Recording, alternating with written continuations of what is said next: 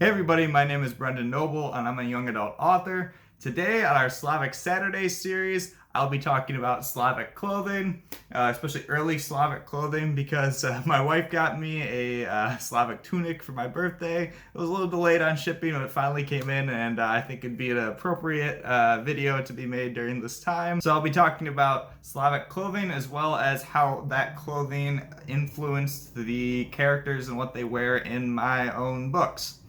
And so let's dive in. So first, men in Slavic culture tended to wear what was, a simple tunic made of either cloth, wool, or other materials. It would stretch down to either the upper thigh, lower thigh, or knee, depending on what type of work they were doing. Often, if it went the longer the tunic, it could get in the way of, especially if they were working in the fields.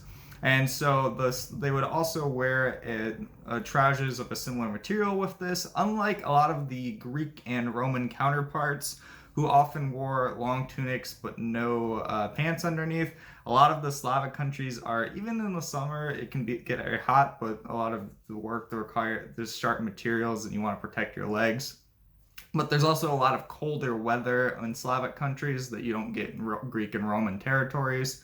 So it was a lot more common for them to wear these pants. As well, sometimes to protect their legs, they would wear straw or even leather just strapped to their legs to protect it from sometimes the scythes or other tools they were working with that can be sharp and damage clothing. It took a lot of work to create wool or any type of cloth clothing back in these times because they don't have machines or anything to create it. So it takes a lot of effort to even fix some small damage to clothing, so they would protect it as much as they could. And because of the work it takes to put together different materials, boots and different shoes, especially leather shoes, could be kind of complex and difficult to make. So a lot of people, when they worked, often were either barefoot or they had a simple sandal. Though leather boots were common, especially among laborers that had to work in rough ground or soldiers who obviously had to fight. But again, it just took a lot of time and effort to put into it, so it was less common. Women, on the other hand, often wore what you could also call a tunic, but also would probably just be more accurately referred to as a dress.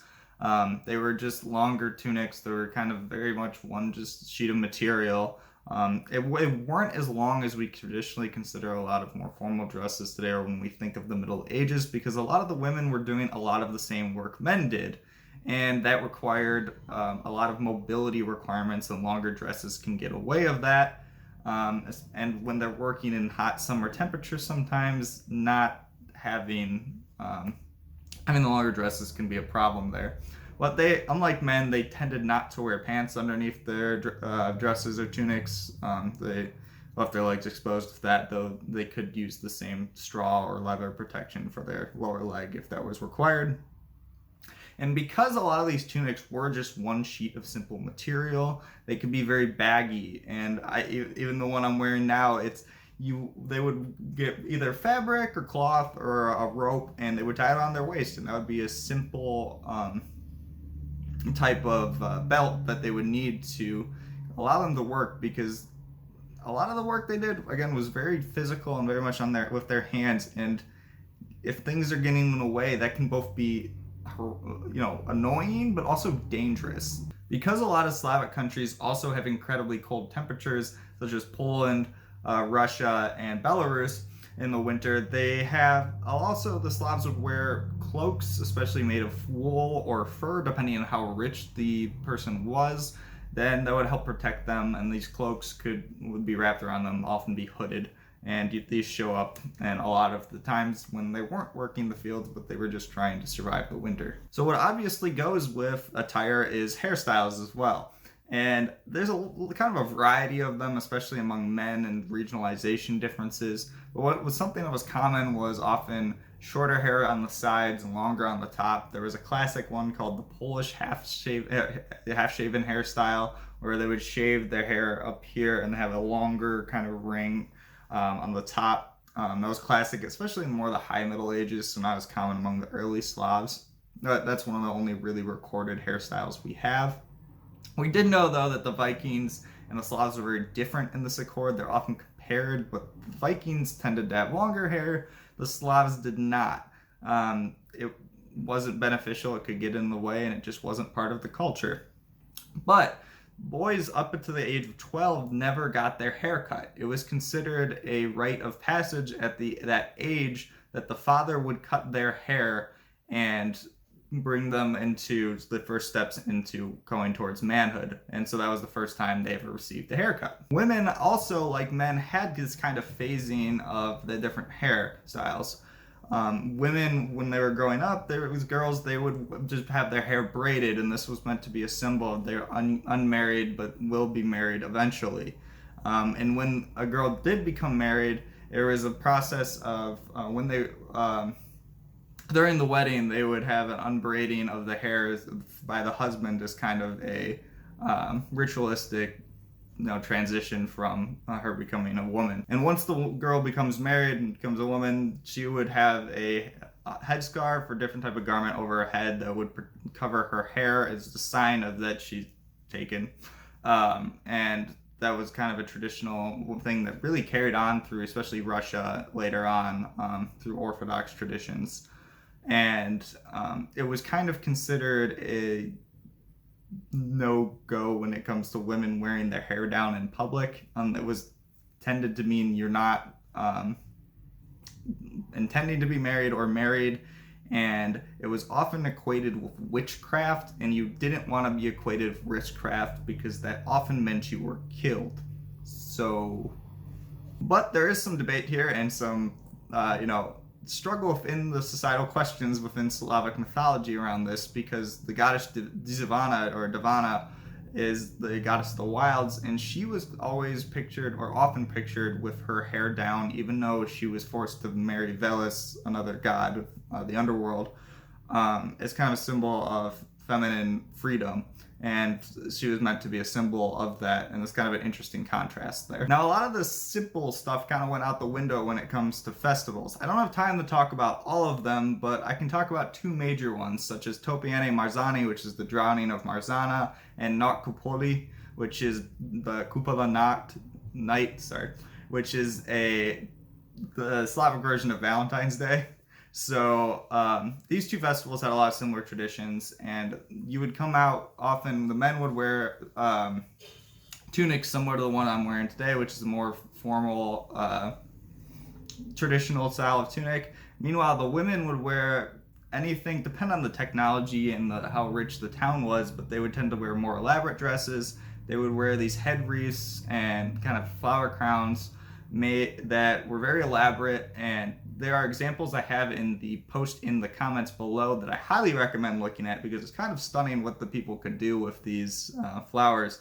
They became a very big tradition, and especially during Kupola night, the women would take off these head wreaths and put them in a river, and they would float downstream, and if a boy picked up the wreath, then they were considered destined to be married, and often they were married because it was that serious of a tradition. So I think it's a fun little contrast that there were a lot of different traditions around these two holidays, and a lot of the garb that was worn during them was pretty important. So in my books, a lot of this is very important because the first day of the books is with Topiene Marzani, and so it has a large influence there. And so Vaclav, who's the first of my two protagonists, would be wearing something on the first day that's very similar to what I'm wearing today.